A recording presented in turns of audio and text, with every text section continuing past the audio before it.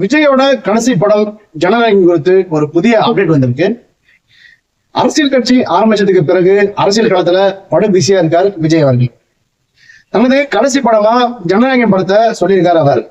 கரூர்ல ஏற்பட்ட ஒரு துயரமான சம்பவத்துக்கு பிறகு அரசியல் களத்துல சிறிது காலம் ஓய்வெடுத்த அவர் மீண்டும் தன்னை அரசியல் களத்துல பிஸியாக்கி இருக்காரு. பாண்டிச்சேரியில பரப்புரை, டிசம்பர் 18 ஈரோடுல பரப்புரைன்னு அரசியல்ல ஒரு பக்கம் போயிருந்தாலும் தனது கடைசி படமா ஜனநாயகம் படத்துல நடிச்சிட்டு இருக்காரு அவர். வினோத் இயக்கத்துல உருவாகிக்கிற இந்த படம் தான் விஜயோட சினிமா கேரியர்ல கடைசி படம் அப்படின்னு சொல்லப்படுது.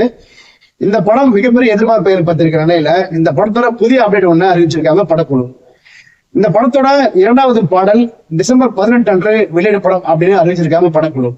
டிசம்பர் 18 ஈரோட்ல ஒரு மிகப்பெரிய பரப்புரைக்கு ஏற்பாடு பண்ணியிருக்காரு விஜய். சோ அந்த வேலையில இந்த படத்தோட 2வது பாடல் வர்றது அவரோட ரசிகர்களுக்கு மட்டுமல்லாம அவர் கட்சி தொண்டர்களுக்கும் இது ஒரு மிகப்பெரிய உற்சாகமா இருக்கும் அப்படின்னு சொல்லப்படுது.